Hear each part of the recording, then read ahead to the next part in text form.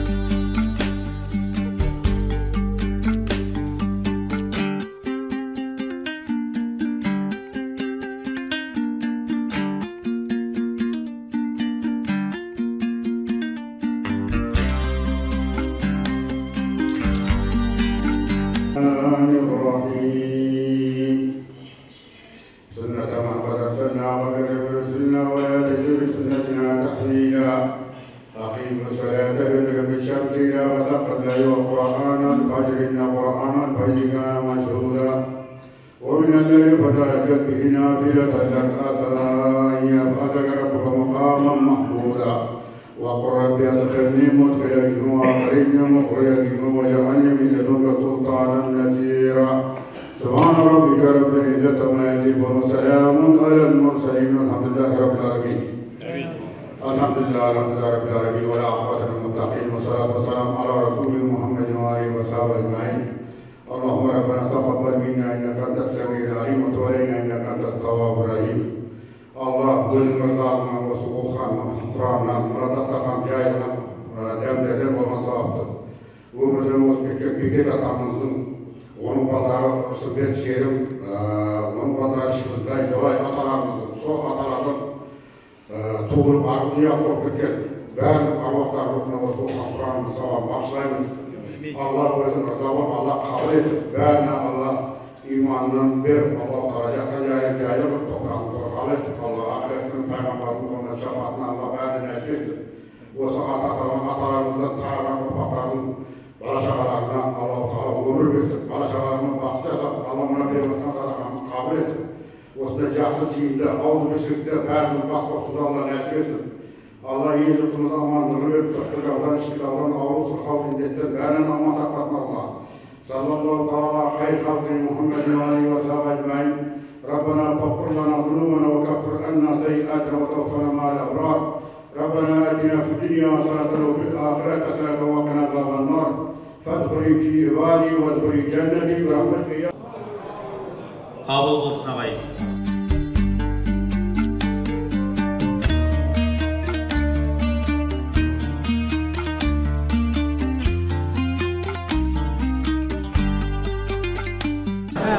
мен сонау Өзбекстан, Бұқара облысы, қазіргі Набай облысы, Тамды ауданы, Тауелбайдың астанасы денеді. Сол Тауелбайдан бір қанша жолдастарменен, өкілдермен келдік.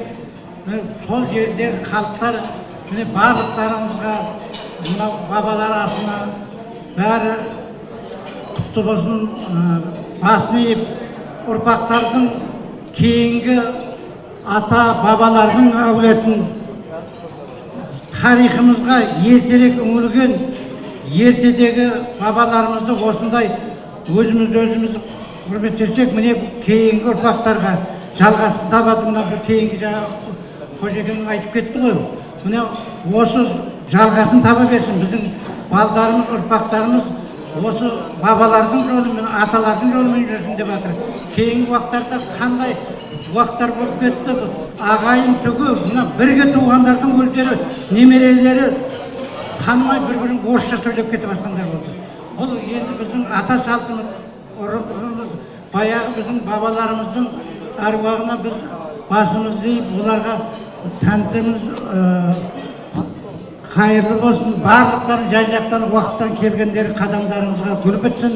Міне Тауелбай елінен барлығы сәлем айтып жатыр. Мінекей сіздердің осындай қуанышты бабаларымыздың рухына ас беріп жатқан, басы қасында жүрген барлық азаматтарға осы өзіміздің Тауелбай елінің атына рахмет айтамын. Барлықтарыңыздың оттарыңыздың басында, жанұяларыңызда тыныштық, бақыт, құт, береке бере берсін. Бабаларымыз желіп жүре берсін. Асты жиынды ұйымдастырып жатқан бауырларымызға мыңда бір алғыс. Алла разы болсын еңбектеріне. Барлығыңызға тілейтінім, міне осы бастаманы болашақта балаларымызға, немерелерімізге, шөберелерімізге үлгі болатындай қылып өткізіп, соларға үлгі қылып қалдырайық. Барлығыңыз білесіздер, бірлік бар жерде барлығы болады. Сондықтан бірлікте болайық. Денсаулықтарыңыз зор болсын, үйлеріңде тек қуаныш болсын, той болсын, жақсылық болсын. Аман болайық. Кішкентай ғана өмірде сіз біздікпен бір-біріміз сыйласып өтейік. Барлығыңызға рахмет. Назар салып тыңдағандарыңызға талаптарыңыз оңды болсын. Ассалаумағалейкум, құрметті жамағат, ұзақ жақыннан, алыс жақыннан келген ағайын бауырлар, бәріңіз аман болыңдар. Күн әлемге, қыз елге, сөз бәрімізге жарасады деген. Солай екен, әрбір күніміз шуақты, нұрлы болсын, перзенттеріміз өсіп, елдің көркі болсын. Ал өзіміздің сөздеріміз жарасып, осындай жиын астарда Алла тағала басымызды қоса берсін. Міне жақында хабар барды. Сөйіннің бекетінен тарағанбыз. Бабалар дүйім елге болғанымыз.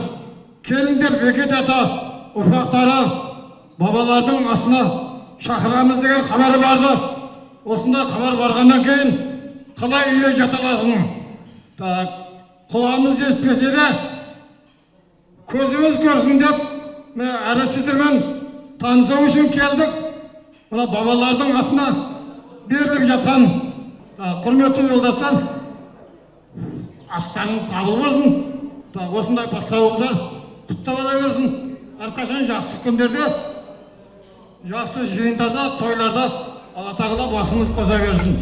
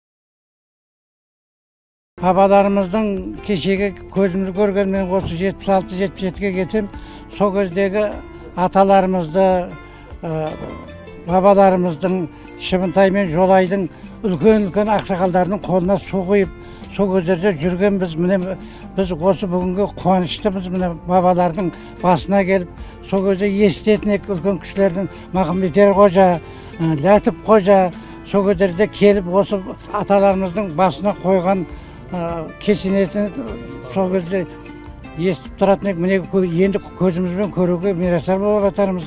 Аталардың рухы шат болсын. Біз ризамыз. Бүгінгі осы асқа міне келіп атқан жан-жақтағы ағайын бауырлар қадамдары құт болсын дейміз. Бабалар желеп-жебеп жүрсін. Әр уақытта бұл үлкен тарихқа, өткен тарихымызға мойын бұру, көз салу, ертедегі бабаларымыздың өткен жолдарын кейінгі ұрпаққа жалғастырып отыру біздің міндетіміз. Ұрпақтарымыз елі аман болып, тыныш болсын, әр уақытта бақытты болсын деймін балдар.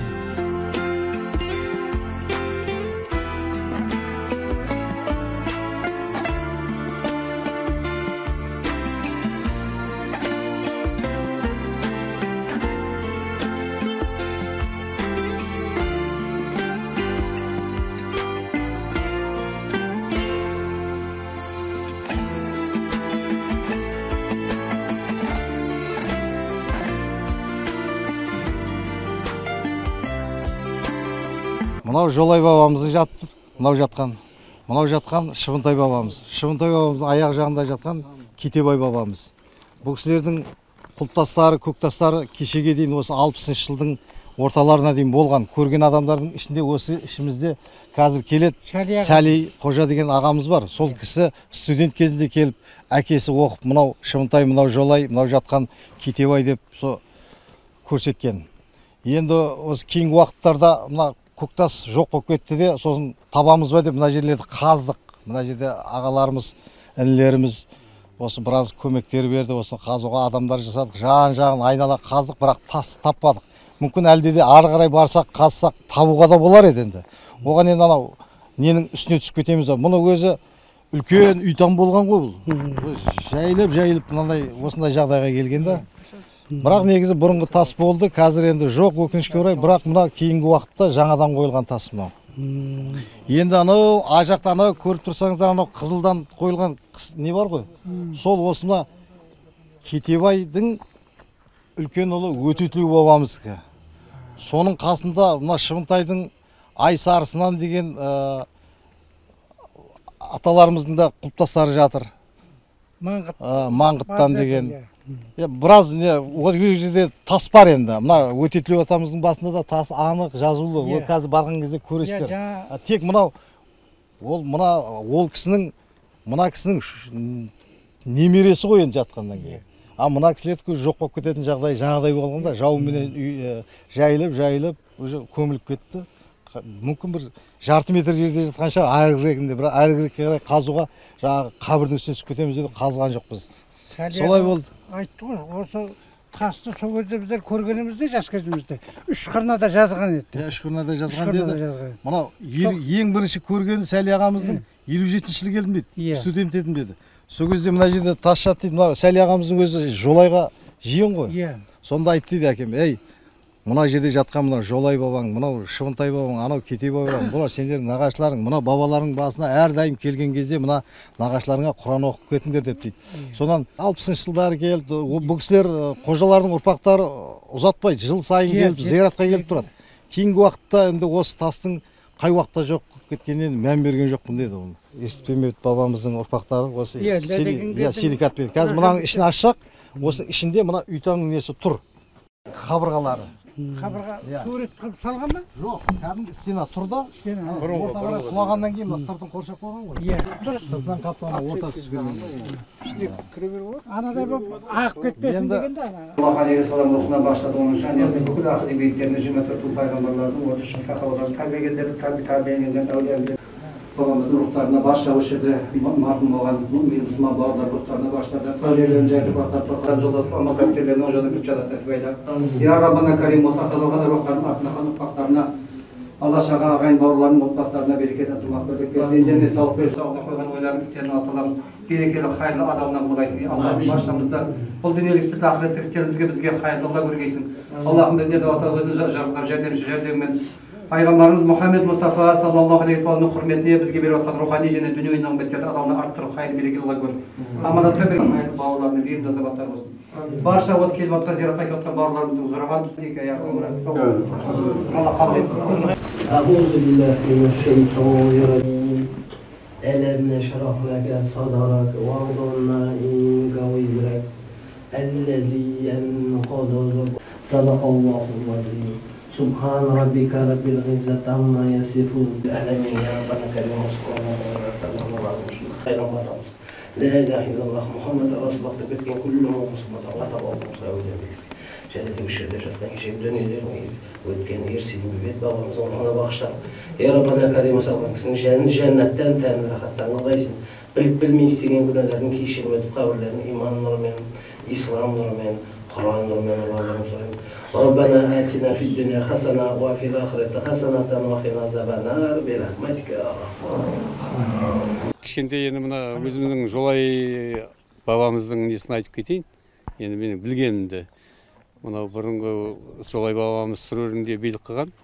Сосын мына қибағанды шақырып алып, өзің сен енді билік қылдың, еліңде әйтеуір танымалсың. Мен саған енді би емессің. Кейін қазір мөрлі би боласың, мен саған мөр берем деп қибағаны мөр берген. Содан енді ауылына келіп, жаңа Шыбынтай ағасы бала шетінеп кете берген ғой. Содан енді бала шетінеп кете бергеннен кейін, мына Жолай бабамыз аға қолың жай, мен саған батамды берейін. Батасын берген кезде қолын жаған кезде 1, 2, 3, 4, 5 деп әумин деген ғой. Сосын жаңағы Шыбынтай ағасы өкпелеп, неге сен маған 5 дедің, сен кезінде өміріңде 12 балалы боласың, соның 6 деп айтпадың ба, 6 деп айтамадың ба, неге 6 деп айтамадың деп өкпелеген. Сонда аға деген мен саған өкпелесең, мен саған мына қибадан жаңа қаның берген мөрін қосып, мөрін берейін. Оны кем сұрасаңыз мына Кетебай баламды берейін, үлкен баласы Кетебай болған ғой. Соны қосып берейін деп мөрмен Кетебайды ағасына берген екен. Содан кейін ағасы жаңа Жолай айтпақшы, бабамыз айтпақшы 5 балалы болған екен Шыбынтай. Содан кейін жаңағы Шыбынтай ағасы айтпақшы Жолай атамыз бабамыз 12 балалы болған екен. Құрметті қалайық, бүгін азаннан бері қаншама жақын жуық туыстар келіп отыр. Бұл кіші жүзге аты мәшһүр болған Жолай Кетебай би осы бабаларды ескеріп ас беріліп жатыр. Ертең астың 2-ші бөлім болады, бәйгі болады, күрес болады дегенде. Ескі көздер бара жатыр азайып, олар жайлы ойланбаудың өзі айып. Ей тірілдер, соларды бір еске алып, тебіренейік, толғанайық, жазайық дейді. Сондай-ақ мынау өтіп кеткен бабаларды еске алып, Алла қабыл етсін беріп жатқан асымызды.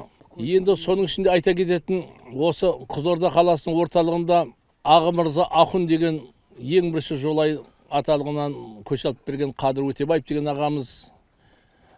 Одан кейін Кетебай би, одан кейін Өтетілеу Пірәлі. Жолай аталығынан 4 көші атауы бар. Ол әшейінен белгілі отқан жоқ ол атауы. Енді сөзін дәлелдеу үшін Пірәлі атама Сұрсілей Оразын би Дүйсентайұлы деген баға берген Пірәліға. Кішекен Пірәлі атаң сөзге мерген, ізінен 4 шөмені түгел ерген. Айтады әділдігін көрген жандар, дүниеге бұндай адам сирек келген дейді. Әрине осындай бабаларымыз болғасын біз еске алуымыз керек, біз ас беруіміз керек. Осы туысқандарға мен өте ризамын. Сонша Өзбекстаннан келіп, Қазақстанның түкпір-түкпіріне мына Орынбордан да келіп отыр, Түркиядан да келіп отыр. Әрине бұл туысқандықтың белгісі. Алла тағала осы беріп жатқан асымызды осы қабыл етіп, осы қалған ұрпақтар Алланың назарында болып, бақыттың базарында болып, бір адам баласында әрқашан осында ауызбіршілігіміз айылмасын, садақа қабыл болсын. Бүгінгі зиярат баршаға қабыл болсын. Бұл негізінен билерді Арсымбет балалары Жолай, Шыбынтай, Кетебай, Өтетілеу билердің солардың асы сол жерге келіп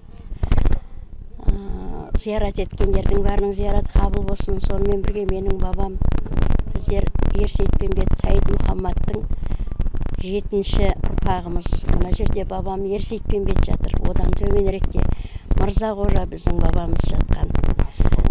Бұл негізінен осы Қызылорда өңірінде шөмекейлерге пір болған. Қожаларды әр ру өзі бөліп алған дегендер бар ғой. Сол рулардың ішінде біздер Бозғылға тиісті болғанбыз. Сол үшін бүгінгі асты мен тек Жолай Шыбынтайдың ұрпақтарының асы ғана емес, біздің бабамыздың бірге жасасқан, бір-бірімен сыйласқан әулеттің асы деп білемін. Сол үшін баршаның Алла тағала еткен зияратын қабыл етіп, өмірлерін асыл етіп, перзенттері салихалы болып, абыройлы аман болып, өзінің ата-анасына адал болып, отан сүйгіш болып, Алла тағала бізді адамгершіліктің тура жолына салған болса, соның себепшісінің біреуі дін. Сол дін жолында да өздерінің жолын тауып жүрсе деймін. Бозғыл ағайындар емес, одан басқалардың да мазараты бар. Соның біреуі Көккөз батыр деген. Көккөз батыр Төленкі руынан шыққан кісі. Біздің бабаларымыздың еткен еңбегінің арқасы шығар әлі күнге дейін біздің ағайын туыстарымыз солардың құрметтейтінінде. Бұл жерде айта берсек, негізінен мен Көккөз батырдың қалай келіп қалғанында айтқым келеді. Біздің бабамыз Сейітпенбет туралы өте көп аңыздар бар. Соның біреуі енді қайтыс болған кезінде мені Ақнарға жүктеп, қай жерде тоқтаса сол жерге барып менің мазаратым болсын деген тілегі. Бірақ оны ағайын туыс қоштамаған. Айдалада не болады екен дегенде, мен кеткеннен кейін жауға елді қорғауға кеткен Көккөз батырым қасыма оралады деген сол айтқандай-ақ 40 күннен кейін Көккөз батыр қайтыс болып, ол да осы маңнан өзінің мәңгілік орнын табады. Теңіздей қайратым көңір үзбей, халқымның аузын ұшырттым, сере шыққан семіздей, табысым не адасқа тап жиреншенің өзіндей, ешкім ара тұрған жоқ, несібемді жегізбей, бір есіткен сөзім тарқамадау құмары ғашық көп мақпал.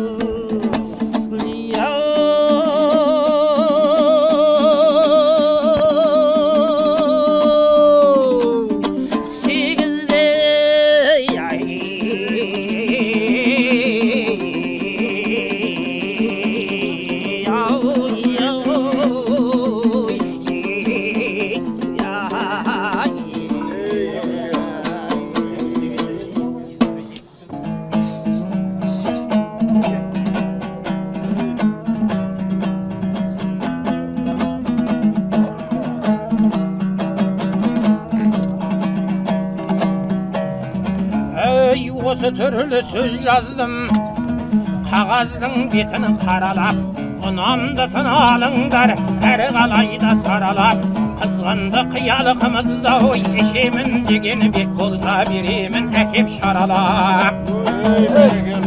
Ұнатпасаң жақсылар, қылмаңдарына шақ сыртымнан көңілімді жаралап, ұстазы сөздің емескіні, Фирдауси Сайхали секілді, бидайша піскен қаналап. Алайда болса азырақ, толғау терме сөйлейін, бағдарын әлдің шамалап. Осы заман ішінде аттары мәлім түрлері бар, алшаңдаған әр топтау бедеудей қойған тағалап. Шәді менен ерімбет, әзіл кеш абай бұдабай, Олардың айтқан сөздері әр жұртты кеткені аралап. Тұрмағанбет Тұрымар, есен жол Жүсіп Шегебай, ақылдың аққаны дариясын осылар кезгені жағалап. Дүрлерді мұндай еліктеп, адасып жүрген адам көп есегін ат деп сабалап. Көре алмайтын көрмедік, солар қадасын тағар сыртынан шулап табалап. Ешнияздың баласы атым Жүсіп болса да, әр түрлі үлгі үйреніп, соларды жүрмін сағалап. Олардан алған сөзімді ой әлімше айтып тыңдаттым, тұрғанда қалық қамалап. Ялым қысқа болғанымен, кездескен жерде сөз жаз деп, жалғас өскен інілер өтінеді ағалап. Сондықтан сөйлеп осылау олардың көңілін ауладым. Қырғидан өріккен торғайдай бұтаны тұрмай. Қаналабың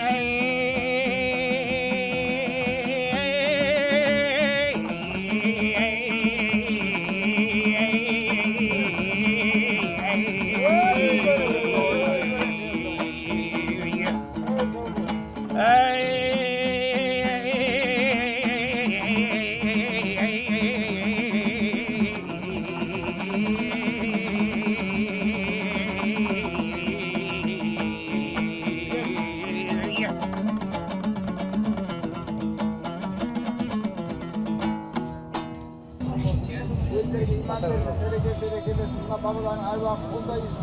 Baldarga uzak baktı ömür versin. Ülkelerimize sürüm versin.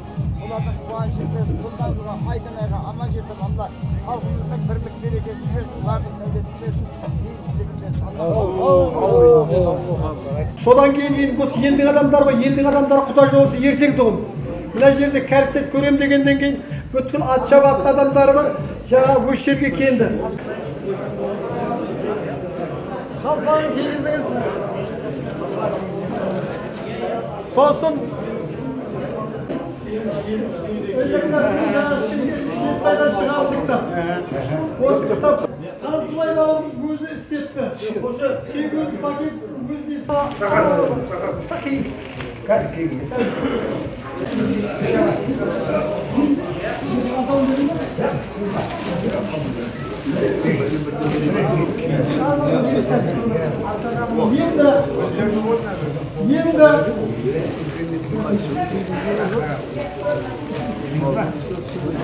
енді жаңағы біздің біріміз жаңағы осы биік тауперден болмаса өтетілі болған көк тас бар жатыр деді.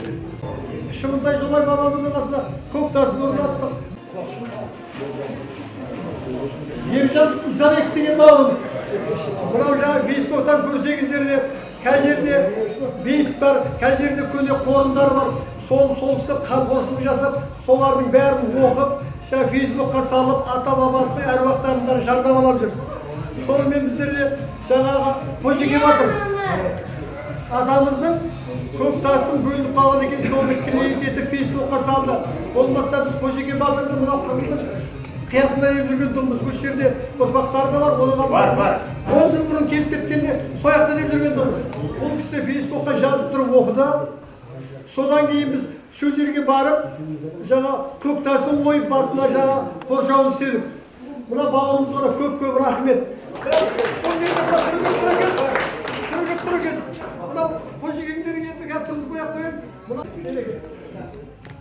Қалпағын дейсің.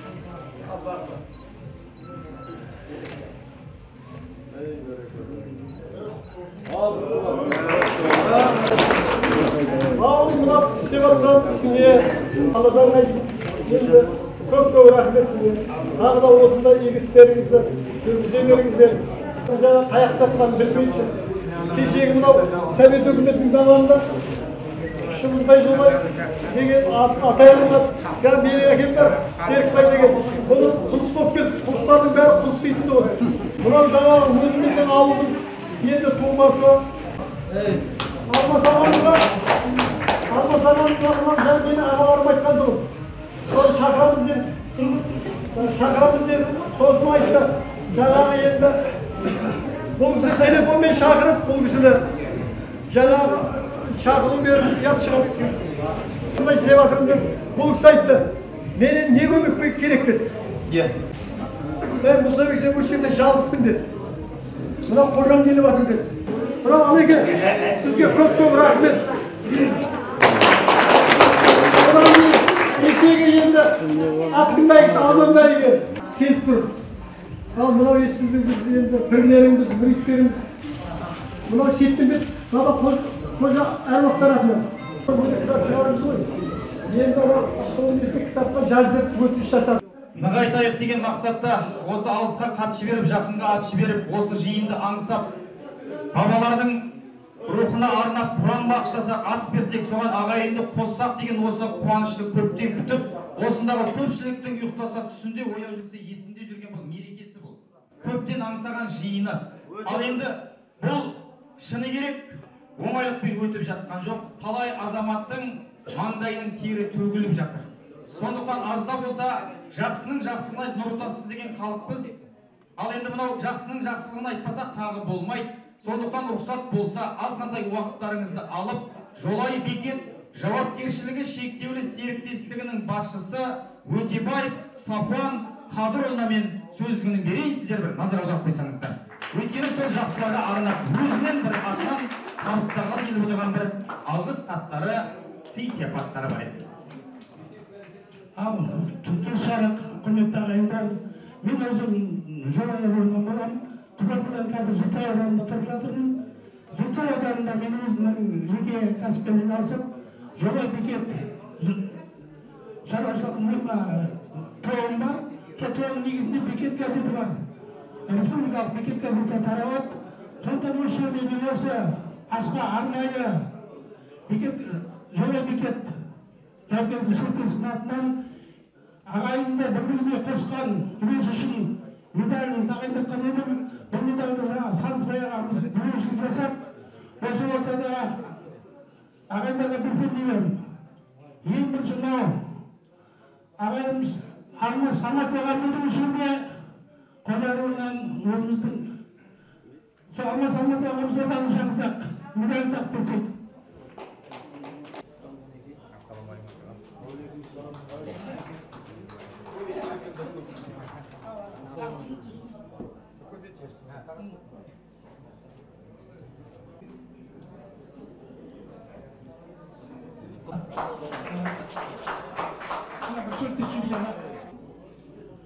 Келесі кезекте Қарсақов Қалиұлы.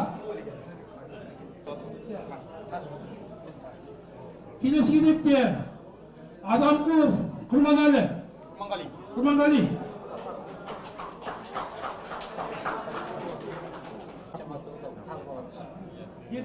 Рашидов Абдулмах. Кәзімов Оңдасын.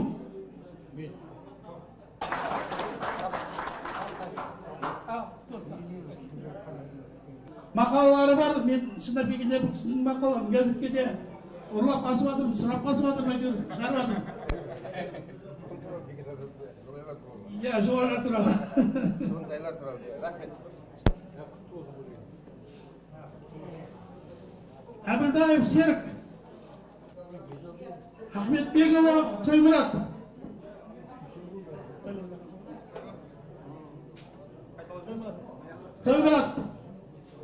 Ахметбекұлы Тоймұрат. Ағам бар ма? Бақтыбай Берік. Ермаханов Әлім.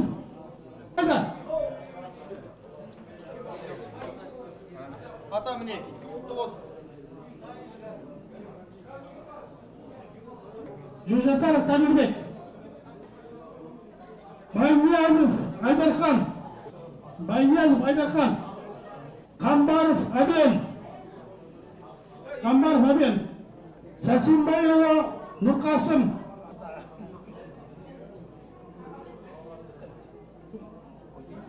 Көбеев Молдабек. Рахмет.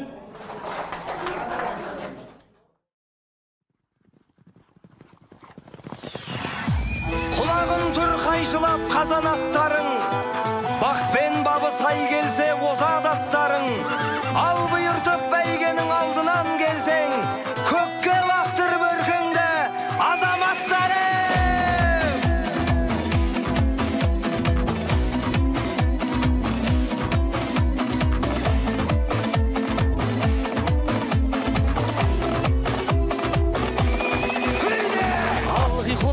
шығып қара көрінді, арғымақтар алдына дара бөлінді.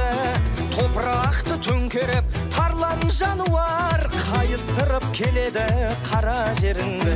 Ей, айқайла, пай-пайла, думандатып той-тойла, шаңға бөкті айнала, алда кетті қайбала, бас қамшыңды тоқтамай. Ей, айқайла, пай-пайла, думандатып той-тойла, шаңға бөкті айнала, алда кетті қайбала, бас қамшыңды тоқтамай.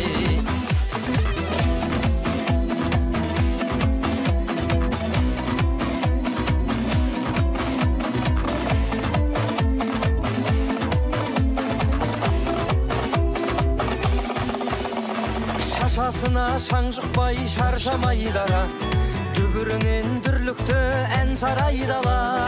Әмеге етіп барады жалға жабысқан, өй, желмен бірге жарысып қаршадай бала. Ей, айқайла, пай-пайла, думандатып той-тойла, шаңға бөкті айнала, алда кетті қайбала, бас қамшыңды тоқтамай. Ей, айқайла, пай-пайла, думандатып той-тойла, шаңға бөкті айнала, алда кетті қайбала, бас қамшыңды тоқтамай.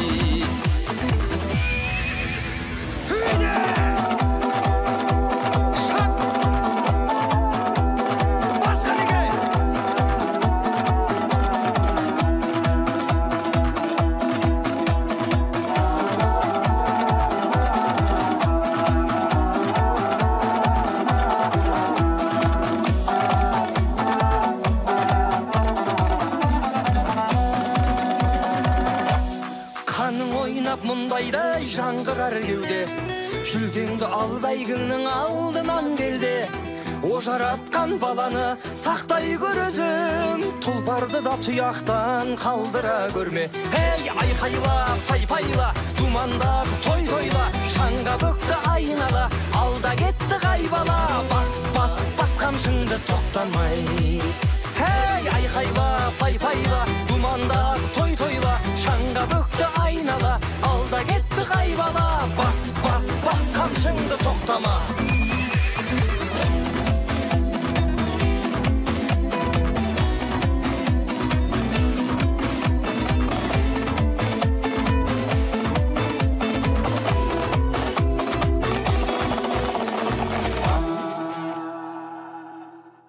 Үшеуін ұмытсаң да, ей жігіттер, жылқыны ұмытпағын. Әр қазақ атқа мініп көрсін деймін, бойдағы қорқынышың жеңсін деймін. Мен өзім атқа мініп алған кезде, анау мынау адамды менсінбеймін. Жайдақ шапсаң жігіттер жылқыменен, екі шатын терлейді шылқып демең. Күніңді қаратпайды дәрігерге, дәрігердің атасы жылқы деген. Жылқыменен шапсаң жігіттер, екі шатын терлейді шылқып демең. Дәрігердің атасы жылқы деген. Көк түрік болғаннан соң кең етегін, жылқыға жаным құмар неге екенін. Сезеді-ау жануарда бұл қазақтың өзіне тартып туған ел екенін дейді. Рахмет ардақты ағайындар.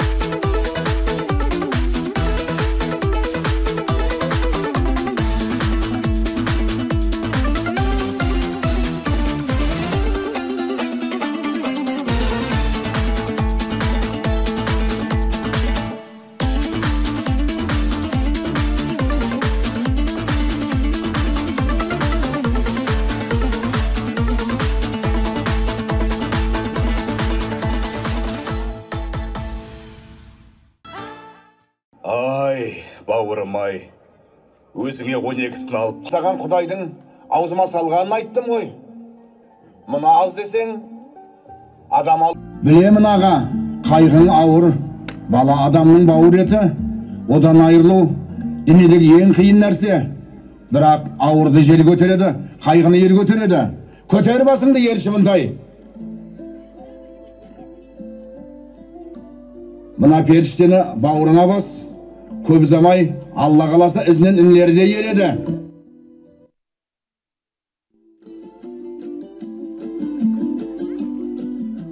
О, Тәңірім, бүгініңнен айналдым, шүкіршілік тәубә. Айналайын жолай, Кетебай баламның күн сүйген келбетінен ғажайып келешекті көрем. Баламыздың болашағы жарқын, ғұмыры ұзақ болады екен. Осы атыраптан нәр алып, еңсем көтерілді. Бәрекелді аға, енді жүріңіз, ағайынға хабар жеткізіп, жаратқаннан ұрпағымыздың ұлықты да рухты болуын сұрап, дұға жасайық.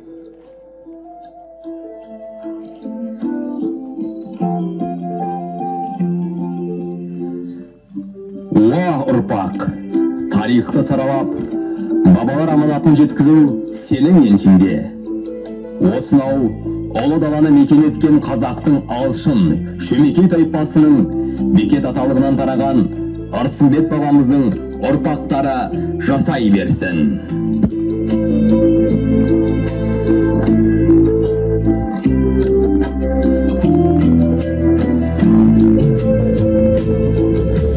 Жолай бидің ұрпақтары бас қосып, бабаларымызға ас берейік деп осы жиналып отыр. Сол Жолай би, Шыбынтай бидің арқасында бүкіл ата бабаларына, туған жеріне деген тағзым жасап жатыр. Қабыл болсын.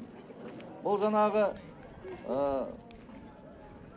аталарымыздың ұрпақтары тағдыр тәлкегімен алыс жақын шетелдерге көшіп кеткен, өзіміздің қазақ даласының, қазақ елінің түкпір-түкпіріне қоныс аударып, сояққа сіңіп, ел болып кеткен азаматтар, бірақ осы ата бабамыздың туған жері кезінде осы тірлік жасап, билік жасаған, өмір сүрген жері осы Көмекбаев ауылының төңірегі ғой. Осы жаққа барып ата бабамызға ас берейік деп бас қосып, осындай ұйғарым жасағаны, туған жерімізге, ата бабамыздың туған жеріне тағзым жасайық дегені, бұл үлкен рухани тәрбиелігі бар, маңызы бар үлкен шара.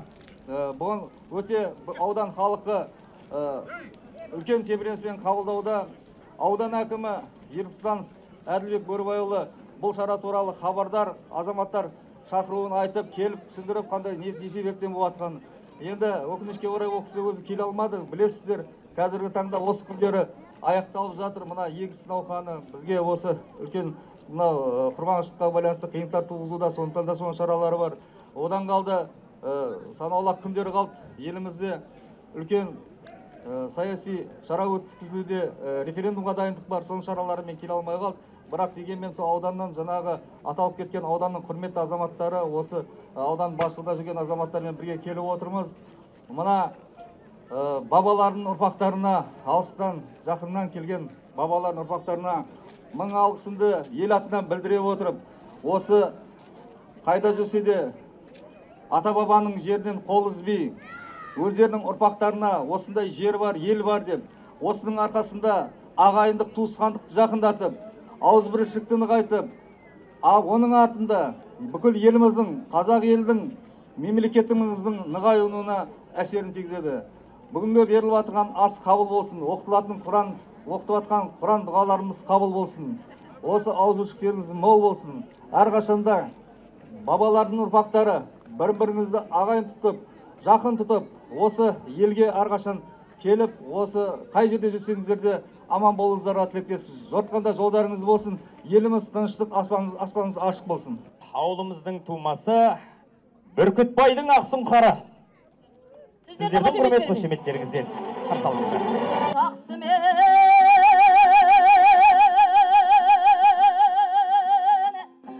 жайысаң еді кез қылғанам, Алла деп ақтарамын сөздің нәрін. Жиналып келіп отыр төрт шөмекей астарың саны бозғылдарым. Арысым бет жолай дегені ол тапқалы, бұл елге ешбір дұшпаны сын тақпады.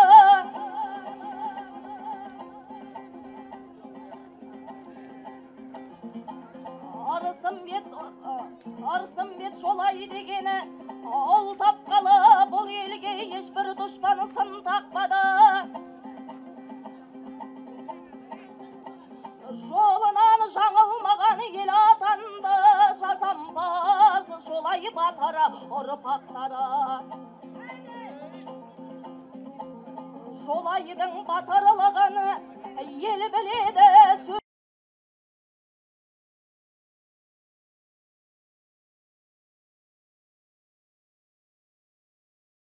Жолай би бабаларымыздың ұрпақтарының атынан осы шараға ат салысып, өтуіне мұрындық болған барша жомарт жандарға, белсенді азаматтарға, арнайы Көмекбаев ауылының Қонақжай халқына алғысымызды айтамыз.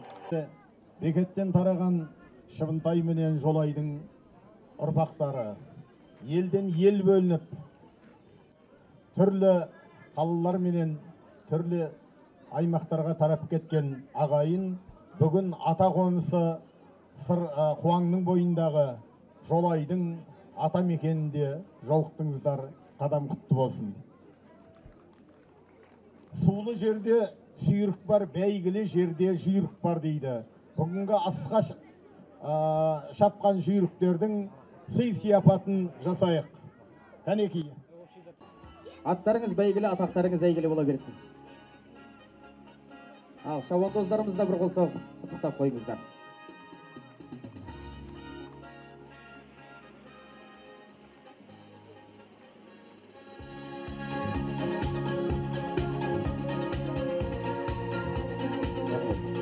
Алмаса қайры қарап, Құнан бәйгесінің жеңімпаздарын марапаттайық. 200 мың теңге сертификатымен марапатталады. Және Мағзаман Қожа әулетінің ұрпақтарының атынан бір ірі қара тағайындалған болатын. Сол жеңіске жетіп, 100-ден жүйрік болып, бірінші орынды иелеген Шағыртаев Иманзада ауылы ағамыз Таң ауылынан келді.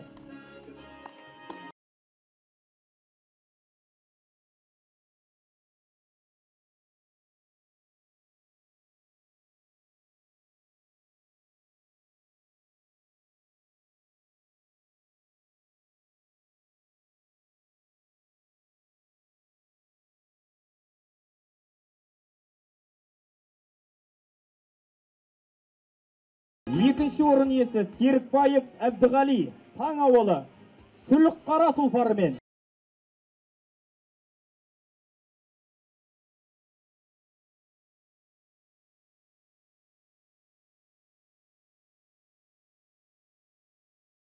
Екі аты да бәйгелі болып жатыр.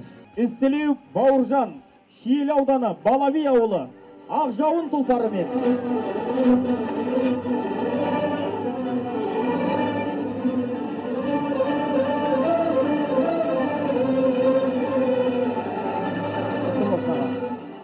Төртінші орын Әбдиев Мейрамбек Көмекбаев ауылы Бақторы тұлпарымен.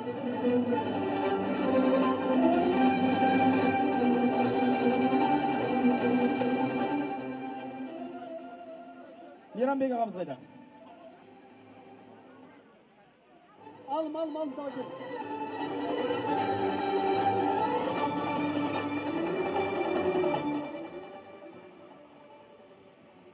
Бесінші орын Шохаев Сейт Ақай ауылы Торы тұлпарымен.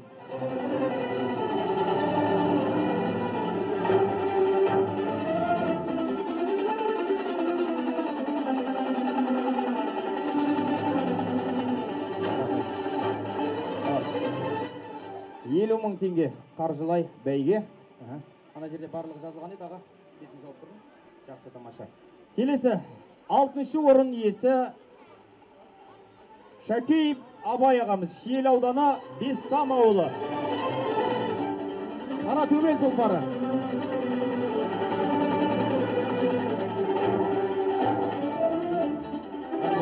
аға. Ал енді аламан бәйгенің жеңімпаздарын марапаттау үшін бәйге тегіп отырған бірліктерің мәңгілік болсын. Барлық жақсылықтар бола берсін. Тұлпарының аты Желкүрен.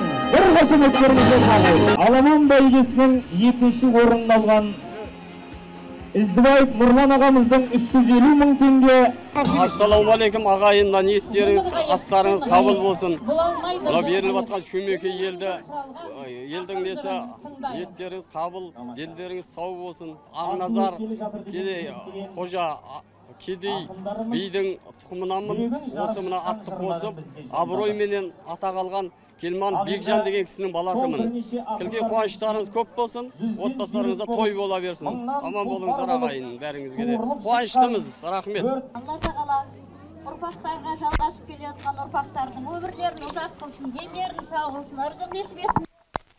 Алладың сүйген құлдары болып тура жолдан айырылмасын. Жаратқан ием қашанда әрқайсыңыздың тірліктеріңізді қайырлетіп, өмірден тілеген тілектеріңіздің бәрін берсін. Жаратқан ием перзенттеріңізді салихалы қылып, өмірлеріңіздің жалғасы болып, сіздердің де өздеріңізден осындай іздейтін ұрпақ қалсын. Осы жиынды ұйымдастырғандардың барлығына айтар алғысым бар. Атын айтылып атқаны бар, айтылмай атқаны бар. Бәріңіздің де мәрттігіңізге ризамын. Сонда да осы жерде отырған Серікбай ағама азғантай сыйлығым бар еді. Мекке Мединадан келген сыйлығымды Серікбай ағаға барлығымызға бердім. Алла бәріңізде қажылықты нәсіп етсін деген тілегіммен. Серікбай аға. Серікбай ағамның Мұсабек Телегір. Баласы Мұсеке өзіңізге.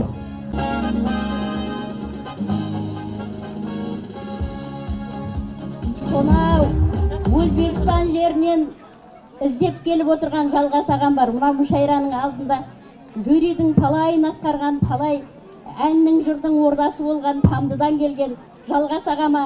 Менің әкем Ләтіп қожа, өздеріңіз білесіздер, Мірәшім Ишанның қорымы Қуаңның бойында жатыр. Менің әкем осы сырдың тумасы. Сол Жалғас ағаға арналған сол кісі менің әкем туралы жазылған кітапты бергім келеді.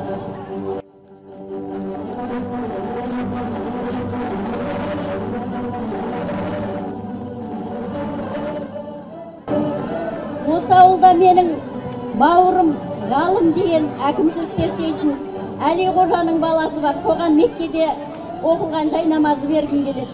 Алла тағала бабаларының жаңағы дін жолындағы жолын, кәдімгі тұрмыстағы күнімен екеуін қосып алып барсын, орташа мұсылман болсын деген тілегіммен. Бүкіл бәріңіз ыстықтан сөйлегенсіздер. Ана жақта шай қайнаса, соған алып келсін деп барыңызға немі. Енді уақыттарыңызды көп алмайын, жаңағы бірінші орынды алдымен бәрібір осы додаға қатынасқан Әлімхан деген кісі Зарапшаннан өлең жолдаған екен. Ол кісіге үлкен алғыс. Амандықова Рая Теміртаудан сәлем жолапты. Ол кісіге де өлде шексіз алғысымыз бар. Сондай-ақ оқушылар осы ұрпақтың жалғасы Нағима Сәуенова мен Абылай Сағиұлының да өлеңдері керемет оған енді лайықты жаңағы сыйлықтары бар шығар. Енді сіздерді көп қинамай бірінші орын, екінші орын, үшінші орын алғандарды айтайық. Үшінші орынды Әділет Жұмабеков деген жігітке бердік. Қадыр тегі Абылай деген бауырымыз төртінші орынмен марапатталады. Берғай келе қойыңыз.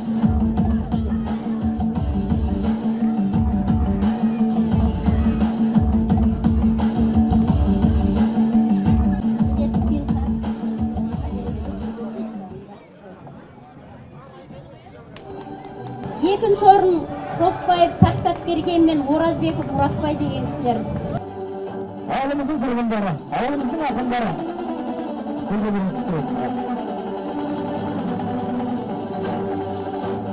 Орын Қайырқұлов Алмат деген жігітке бұйырып тұр.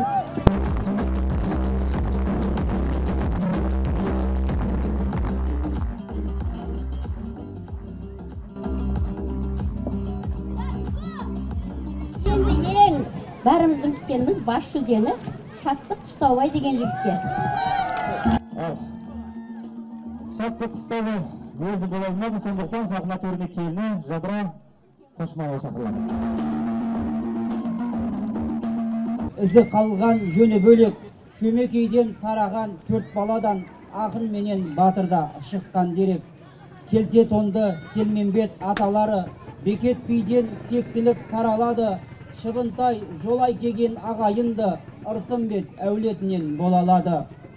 Шыбынтай шаруасына епті болған, Жолбарыстай Жолайға бақыт қонған, жасынан пысық болып өскен ұлға әкенің ықыласы көңілі толған. Ел аузында аңыздар сақталады, шежіредей санамызда жатталады. Сыр бойында кездескен жолбарыстан хан нөкерін Жолай жігіт құтқарады. Хан нөкермен сейіл құрып серуендеді, сыр бойын сырнайлатып жүрген еді. Қалың қамыс арасында тосып жатқан, қарсы тұрған жолбарысты көрген еді. Хан састы, діріл қақты үндемеді, нөкерге пәрмен бермей дым демеді. Қынындағы қылышын суырып алып, жыртқышқа Жолай батыр төнген еді. Жолайдың айбатымен сұсы басты, жолбарыс қиқан қағып тұра қашты. Қарсы тұрған батырға тісі батпай, жылжып барып бауырлап адырасты. Батыр азба қазақта жауды жеңген, бірліктің боларына әркез сенген. Жолайдың қылған ерлік арқасында аман сау барлығы да елге келген. Жолайға хан құрметтеп жер береді, батырдың арта түсті зор бедері. Ханнан алған мөрменен елмен жерді, Шыбынтайдың жолы деп жол береді.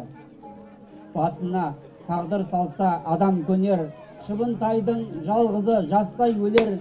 Ағасының ұрпағы жалғассын деп, Кетебайдай баласын қолдан берер. Жолайдың алған жары инабатты, үлкенді кішіні де сыйлап жатты. Жарына жамандық сөз жуыттырмай, ағайынға іс қылмас қиянатты. Жолайдан 12 ұрпақ өсіп өнген, жақсының жақсылығын көңіл көрген. 5 бала туылып Шыбынтайдан, Кетебайдай бауырға із боп ерген. Той болды ауылымда дүбірлеген, жыр айтып, күйін тартып күмбірлеген. Шар тарапқа ас берген ұрпақтары, аман болсын ағалар елім деген. Рахмет. Ассалаумағалейкум, шопандарым әрқашан аман болсын, аққы отарларың, әрқашан аман болсын, аққы отарларың.